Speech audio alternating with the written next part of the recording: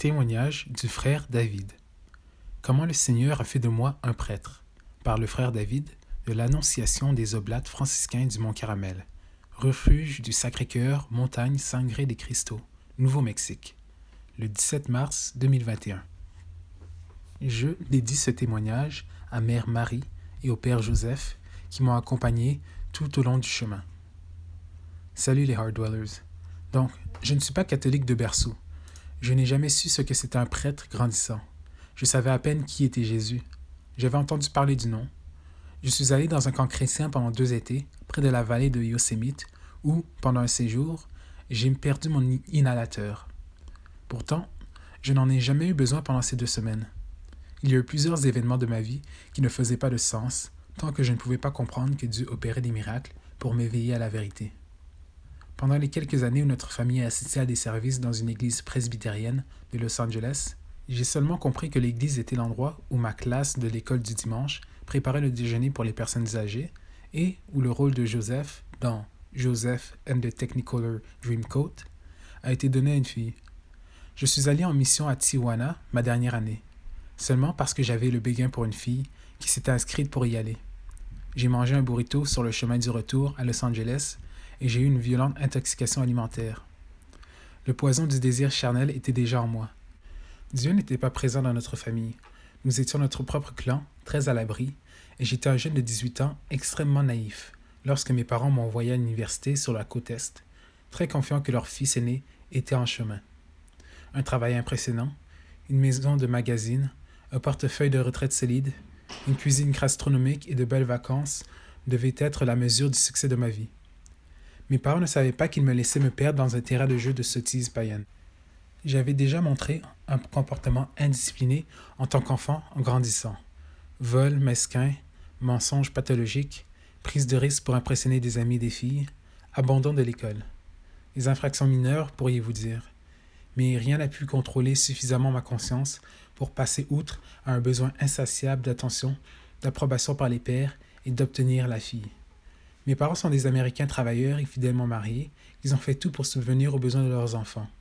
Mais, une fois que j'ai eu la liberté d'adulte, j'ai poursuivi des ambitions imprudentes et sans but dans la vingtaine et la trentaine, avec des conséquences si extraordinaires. Le péché était ma boussole. Dieu regarde-t-il cela et se dit-il, « Eh bien, je leur ai dit que ma folie est plus sage, alors ce type fera un grand prêtre. » Si vous aviez la patience d'entendre plus de détails sur ma vie avant de rencontrer Jésus, vous décideriez que j'étais le pire candidat à la prêtrise. Je peux dire que la seule chose qui m'a fait changer mes habitudes, c'était la douleur et la maladie constante que le poison du péché m'avait injectée. Et j'avais une grande tolérance à la douleur et à la souffrance, grandissant avec de l'asthme et des allergies sévères et débilitantes.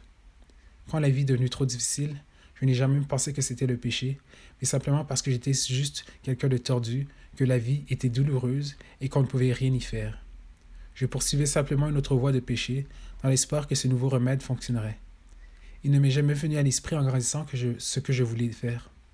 J'ai donc souffert en tant qu'esprit errant toute ma vie, jusqu'à ce que je connaisse le Seigneur. Mes parents, très déterminés à offrir à leurs enfants la meilleure éducation, suggéraient ce qu'ils savaient à chaque fois que je rentrais à la maison, perdu et confus, et cela impliquait toujours plus d'école. Ma vie de jeune adulte a tourné autour d'un cycle d'études universitaires, de quitter des emplois et de rentrer chez moi. À 30 ans, j'avais déjà 2 masters. 2. Dans le dernier effort pour trouver ce chemin de carrière, si nécessaire pour me lancer dans la réussite, je me suis mis à l'école du soir pour obtenir une maîtrise en comptabilité. Puis, j'ai étudié comme un fou pour réussir les examens CPA très difficiles. Ensuite, j'ai passé 1 an avec un cabinet d'audit pour valider la licence. 3 années de torture. Quand j'ai commencé les cours du soir à l'université de San Diego pour obtenir la maîtrise en comptabilité, l'anxiété en moi a commencé à prendre des proportions démoniaques. J'ai commencé à avoir des cauchemars horribles et j'ai commencé à avoir une ombre sombre dans ma chambre la nuit. Je jetais mon oreiller dessus. Je ne me suis rendu compte que bien plus tard, que quelqu'un était en train de se projeter astralement dans ma chambre et de me lancer des malédictions.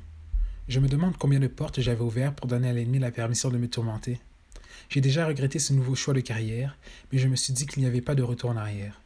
Il y a eu un moment dans tout ce désordre où j'ai fini par crier à Dieu, effondré sur le sol, au milieu de la nuit, demandant « Dieu, si tu es là, si tu es réel, s'il te plaît, aide-moi. » J'ai levé les mains vers le ciel.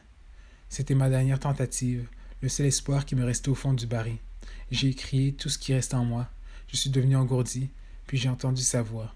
Pas une petite voix intérieure, mais une voix forte, audible, qui, pourtant, ne faisait pas de bruit et que seul moi pouvais entendre. Ce moment m'a convaincu de Dieu, et après un an de recherche pour ce poste de comptable dans le crash économique de 2009, j'ai finalement reçu une offre d'emploi en France avec le cabinet d'audit numéro 1, le même dans lequel mon père était devenu un associé investi, où il a passé toute sa carrière et a connu un franc succès.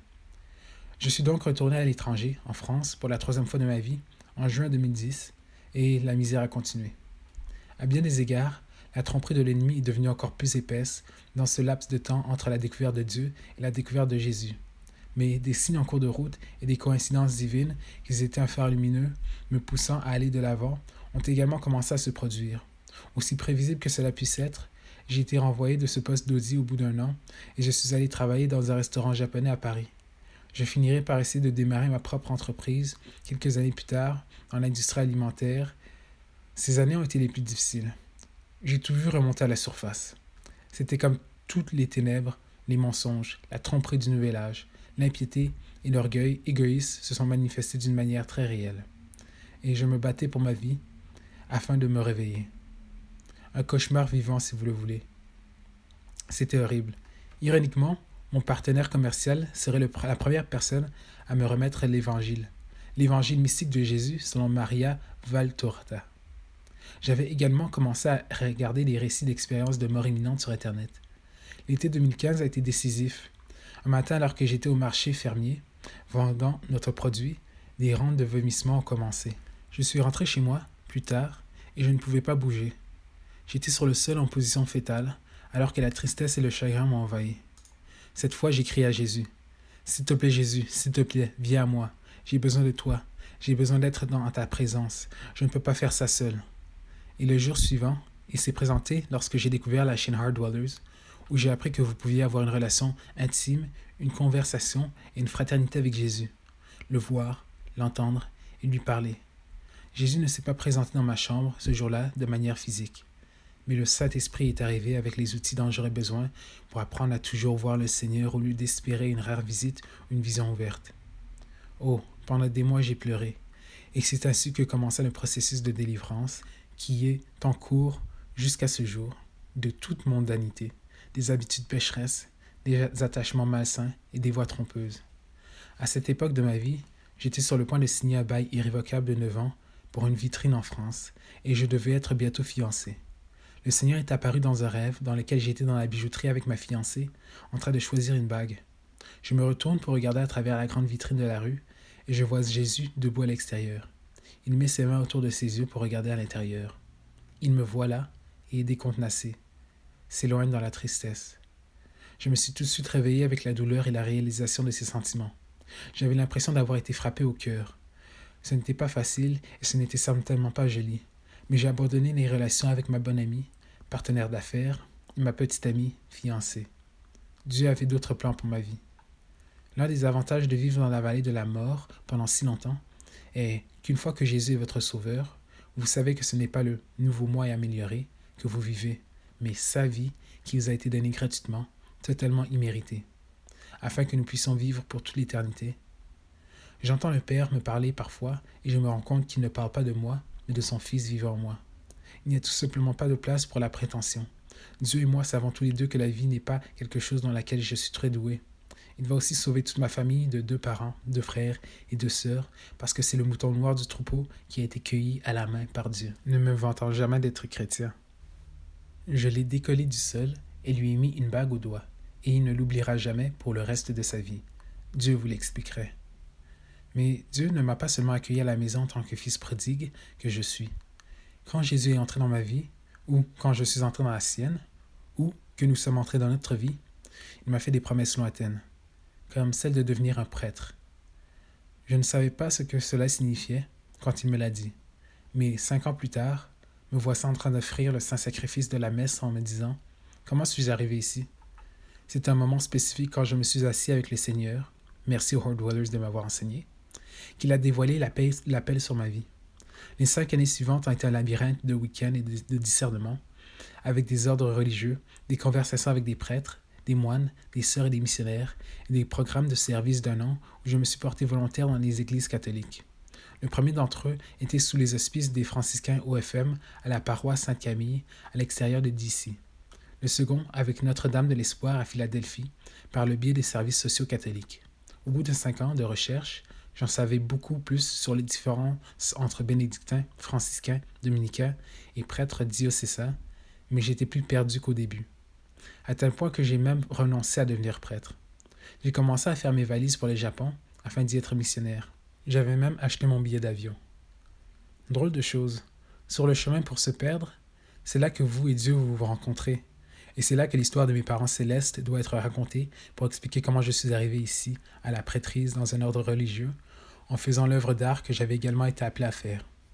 Tout est tombé sur mes genoux. Mais revenons en arrière de quelques années. Comme je l'ai déjà mentionné, après avoir donné ma vie à Jésus, ou plutôt l'avoir supplié de venir sur terre pour me rendre visite, j'ai été immédiatement conduit au ministère des Heart Dwellers le lendemain. Les messages de Claire, à ce moment-là, enseignaient le chapelet de la Divine Miséricorde. Je vous dis quoi? Quand vous êtes au fond du pot et que vous venez de crier à Jésus d'être sauvé, entendre parler de la révélation de la miséricorde divine était comme voir la garde côtière s'arrêter à côté de mon naufrage alors que j'étais dans le froid, les yeux affaissés de requin et sur le point de couler. J'ai commencé à prier ces chapelets comme s'ils étaient l'échelle du bateau. Je me souviens, littéralement, que je courais pour en dire autant que je pouvais à l'heure de la miséricorde divine. J'ai été bientôt transporté par avion hors de France, où je vivais à l'époque, de façon assez miraculeuse, et ramené en Amérique dans un état de choc. Une amitié providentielle dans une soupe populaire m'a conduit à assister à des services de culte dans une église presbytérienne. Mais la dévotion de la divine miséricorde n'arrêtait pas de me crier à mon oreille « Tu as besoin d'une absolution, pauvre misérable !» Donc, quand le prochain dimanche de la divine miséricorde s'est déroulé, je suis allé voir un prêtre à Saint-Gabriel, en bas de la rue.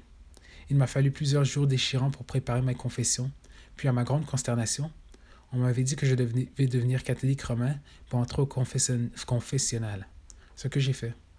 J'ai été confirmé l'année suivante dans l'église catholique romaine de Saint-Patrick à Charlotte, Caroline du Nord, le dimanche de la miséricorde divine. C'est drôle, aujourd'hui, alors que j'écris ce témoignage, nous célébrons la fête de la Saint-Patrick. Peut-être qu'il a intercédé pour me donner un coup de pied à l'arrière assez fort pour finalement s'asseoir et écrire ceci. Le merveilleux secrétaire de la paroisse m'a remis un livre. 33 Days to Morning Glory. 33 jours pour la gloire matinale. Écrit par le père Gately des prêtres Mario de l'Immaculée Conception. Il résume les différents programmes de consécration des 4 grands saints pour se préparer à l'abandon total de soi-même à Jésus par Marie. Je l'ai fait et à partir de ce moment-là, j'ai vu Marie saisir ma main et commencer à rentrer à la maison avec moi. Je me suis consacré à Marie lors de la fête de son cœur immaculé. Elle a déterminé que des 3 villes où j'aurais pu servir avec les franciscains OFM, ce serait à D.C. parce que la basilique de l'Immaculée Conception est là, le sanctuaire national de l'Église catholique en Amérique. De nombreuses messes, confessions et heures de prière y ont été consacrées. Après 1 an de service, elle m'a ensuite guidé pour servir à Notre-Dame de l'Espoir à Philadelphie. Par la suite, quand une voiture s'est égarée devant la paroisse, un jour, avec la plaque d'immatriculation Exodus, j'ai réalisé que j'étais au mauvais endroit et je savais que j'étais censé être ailleurs. Après quelques dernières tentatives sans enthousiasme pour devenir prêtre, j'avais renoncé à cet appel et pensé comment mentionner ci-dessus que je serais missionnaire au Japon. Je ne savais pas que Dieu allait littéralement permettre une plaie de s'abattre sur mon Égypte et de me guider à travers les eaux vers la terre promise de la prêtrise et de la vie religieuse. Pendant que j'étais à Notre-Dame de l'Espérance, j'ai consacré mon carême à Saint-Joseph et j'ai décidé de lui renouveler ma consécration. Oui, après m'être consacré à Marie, je n'ai pas perdu de temps à faire de même avec Saint-Joseph. À l'époque, j'avais suivi un cours de Kevin Zadai en ligne dans lequel il a dit soudainement que vous découvrirez le destin de Dieu pour votre vie ce week-end. Et devinez quoi? C'est arrivé. J'ai entendu Claire ce même dimanche des Rameaux, en fait, m'invitant au Nouveau-Mexique pour rejoindre une communauté de prière vendue à Jésus. J'ai dit oui, au milieu d'une épidémie mondiale, surréaliste. Les derniers vestiges de la mondanité et des attachements résistaient, mais je pouvais voir à travers la fumée et les miroirs maintenant. Je savais que l'on m'invitait à le suivre. Et quand je suis arrivé à mon insu, Il y avait une communauté de prêtres pour m'accueillir, les Oblates franciscains du Mont Carmel. Cet été-là, j'ai été invité à prononcer mes vœux en tant que franciscain du troisième ordre et prêtre. Il a été suggéré que je le fasse le jour suivant de la fête mariale. Cela a été convenu. Quel était ce jour de fête particulier, pourrez-vous demander? Le cœur immaculé de Marie. Marie et Joseph ont fait de moi le prêtre que Dieu avait décidé de faire de moi, révélant l'orchestration divine du Saint-Esprit qui m'émerveille chaque fois que j'y pense. Quand j'étais perdu, Jésus m'a trouvé. Quand j'ai perdu ma vocation, je l'ai reçue. Dieu travaille de manière si mystérieuse puis surprenante. C'est une affaire de famille. Je n'ai pas eu à aller à 7 ans de séminaire. Phew! Si j'ai ce podium à partager avec vous, l'amour et la volonté divine de Dieu, permettez-moi de vous bénir avec ceci. Dieu ramène son épouse dans le jardin, rétablissant son Église à son origine. Rien de plus simple et de plus vrai que de vivre sa vocation sous le toit parental de Marie et Joseph. Nazareth est le paradis sur terre. Et la Sainte Famille est le refuge sûr pour tous les horizons, pas seulement pour les prêtres. Récemment, Dieu m'a rappelé les promesses qu'il m'avait faites 5 ans plus tôt, et qu'elles s'étaient toutes réalisées. Maintenant, a-t-il dit, il est temps de graduer, d'aller à la maternelle. Une chose n'a pas changé depuis l'acquisition de la vocation de prêtre. Mon insatiable besoin d'amour et d'approbation. Il n'a fait que s'agrandir, un immense gouffre parfois angoissant. J'étais malade du péché. Maintenant, j'ai le mal du pays. Je désire, je pleure pour la maison du Père. Je dois avouer que les premières années, en tant que chrétien, n'ont pas été faciles pour moi. Je ne pouvais jamais avoir pleinement confiance en la miséricorde de Dieu, même s'il dit, via sainte Faustine, que le plus grand pécheur a le plus grand droit à ma miséricorde. Je sais que c'est vrai, parce que je vois ce que Dieu a fait pour me restaurer. Intellectuellement, j'ai compris ce qui se passait. Selon les Écritures, tout s'alignait. C'est Dieu qui m'aime. Mais mon cœur n'a pas pu trouver la paix avec ces termes de contrat. C'est gratuit et pour toujours. Mais ensuite, le compagnon que j'avais toujours espéré s'est présenté. Son nom est Marie. C'est par son amour maternel et son intercession céleste, qui sont tous deux très réels et très accessibles à tous, que j'ai trouvé le soulagement dans mon cœur et la capacité de faire confiance à Jésus à travers elle. Je n'ai pas le courage d'aller directement vers lui. Je ne suis pas un saint, je suis le garçon à sa maman. Cela a toujours été le cas, il le sera toujours. Je n'exposerai pas les principes théologiques, ni ne fournirai d'autres miracles pour vous convaincre. Tout ce que j'ai à vous dire, c'est que Dieu a pris un mort, l'a mis dans les bras de Marie, et a transformé ce pécheur de la porcherie en prêtre. Cela devrait suffire à piquer votre intérêt, et à partir de là, si vous voulez en savoir plus sur elle, Marie vous révélera à quel point elle vous aime. Et oui, je capitalise, elle, parce qu'elle est ma reine. Ma mère est la reine du ciel. Je m'en vante. J'espère que vous le ferez aussi. La Sainte Famille de Nazareth vous garde, veille sur vous, vous guide et vous bénisse.